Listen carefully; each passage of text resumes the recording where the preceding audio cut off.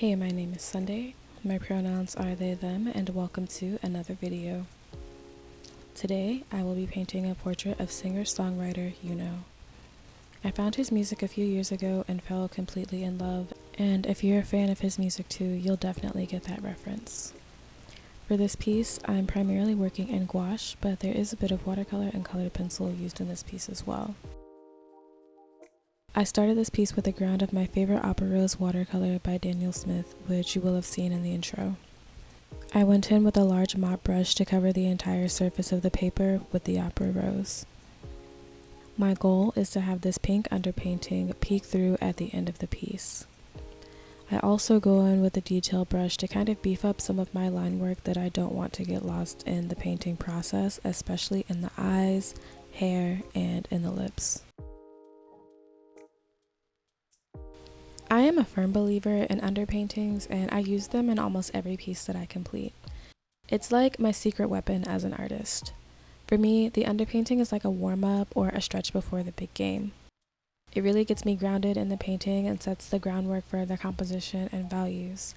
I'm able to immediately establish lights and darks of my subject and make any corrections from the sketching process. Lately, I've been using pink for my underpaintings, which is definitely not traditional, but I'm not a traditional painter, and I love the softness of the color and the mood that it creates in my pieces when it peeks through. It's definitely something that I think about as being unique to me when I think about my style as an artist, illustrator, and portrait painter.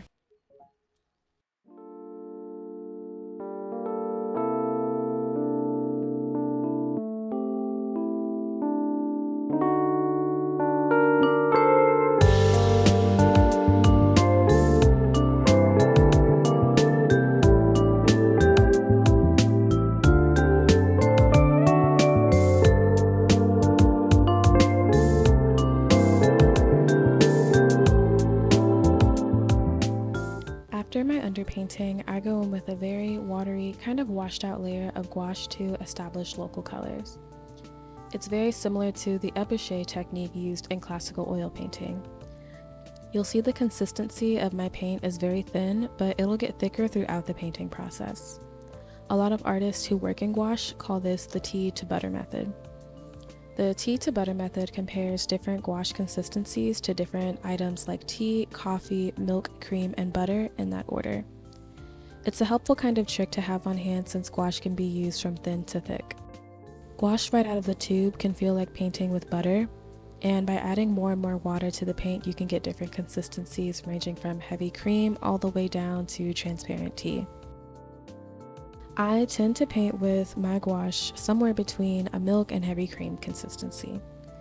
Getting the right consistency for gouache can have a bit of a learning curve, but as you practice, it becomes more and more intuitive. Right now, you'll see me painting what's going to become the hair.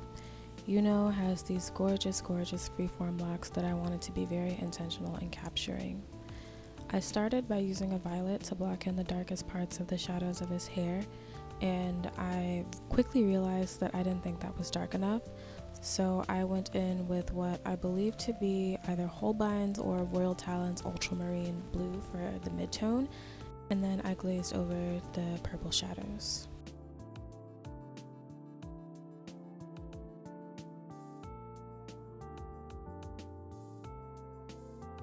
Looking back, his hair was definitely one of the deciding factors in choosing this reference. I love drawing and painting the people closest to me, and coincidentally, many of them have locks. One of my favorite subjects is my baby brother, and even though he is not a baby, he's 23, he is still to this day my favorite person to paint.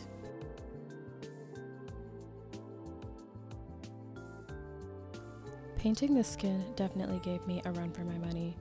It was the dry shift that really got to me. Gouache is known for its dry shift, and it generally dries a different value than it appears when wet. Light tones tend to dry darker, while darker tones tend to dry lighter.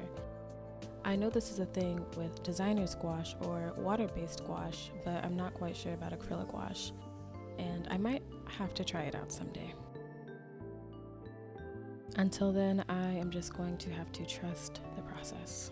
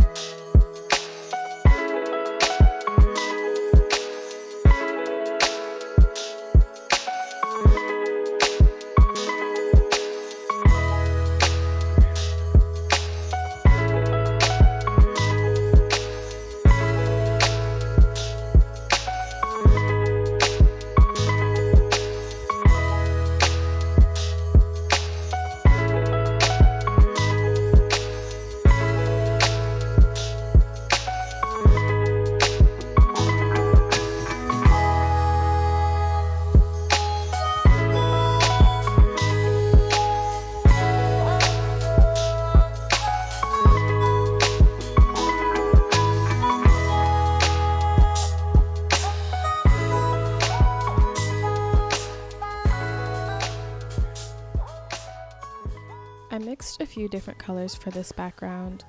I know that the base of it was Holbein's turquoise green and Royal Talon's greenish yellow and a lot of white.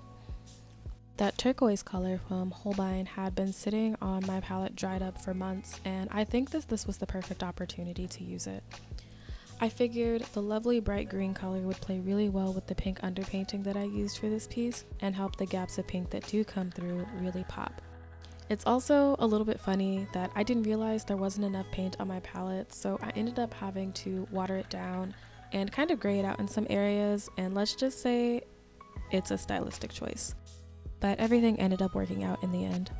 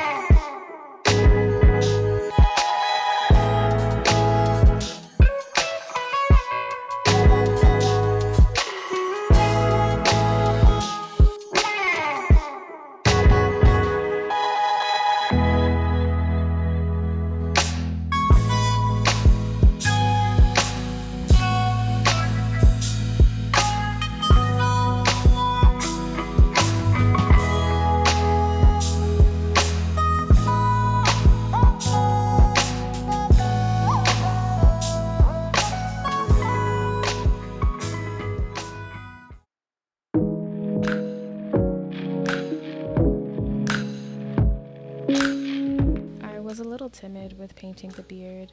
I wasn't quite sure how I wanted to approach it, and for lack of better words, I kind of just went for it. I had no real strategy, but I knew that I wanted to have a bit of the pink underpainting showing through to separate his chin from his neck, and that I wanted his beard to emulate the same textures that I used in his hair.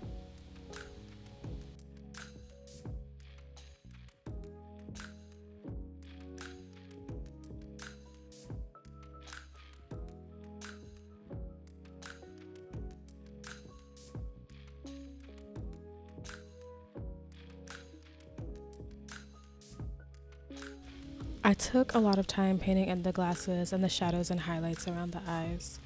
As someone who wears glasses and paints themselves a lot, I've had a lot of practice. And I've learned that painting glasses has a lot more to do with the shadows that the glasses paint on the skin rather than the actual glasses themselves. You want to ensure that the shadows and the values of those shadows are accurate.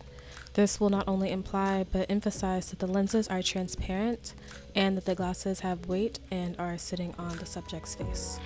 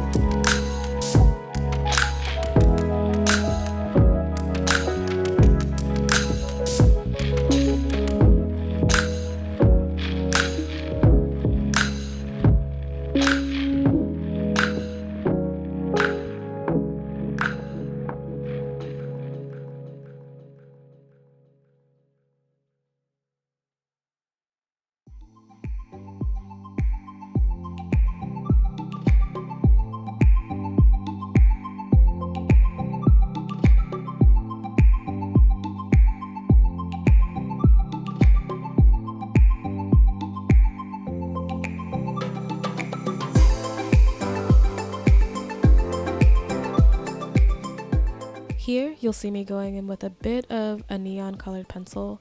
I'm marking the places where I want the darkest darks of the shadows of the hair.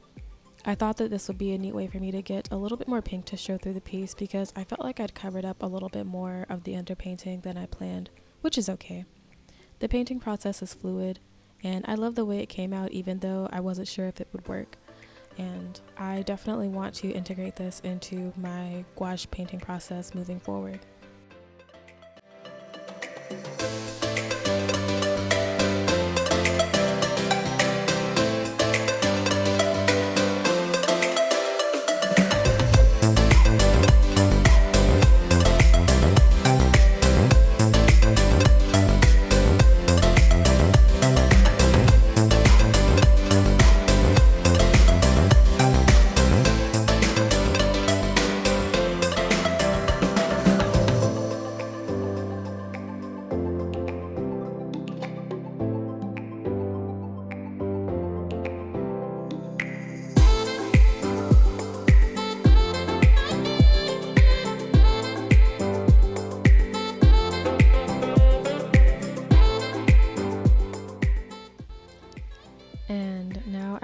to dedicate this section of the painting to my friend Chioma.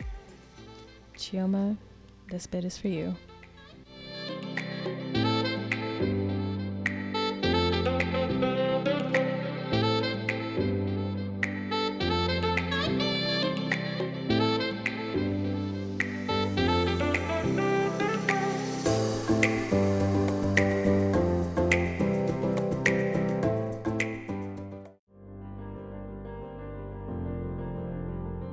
Adding in the highlights is so bittersweet, but it's definitely my favorite part of the painting process. It's this push and pull of tying everything together, and it amazes me how a few brushstrokes can make the painting come alive and feel complete. Sometimes when putting in my highlights, I have a tendency to go a bit overboard, but this year I have been working on being more intentional with the highlights that I choose to capture. With realism, or even illustrative realism, which is a style that I often find myself working in, it can be tempting to try to render every single detail, but it's not the details that make someone look as they do.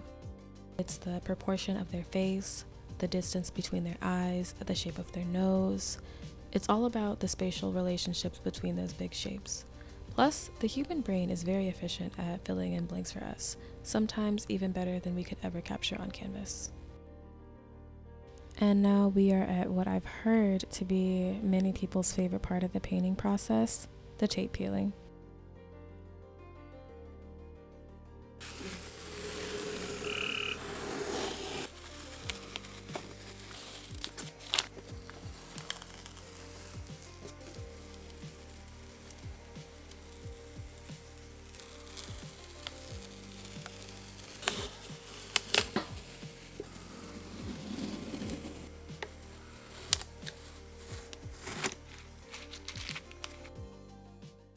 I had such a wonderful time working on this painting.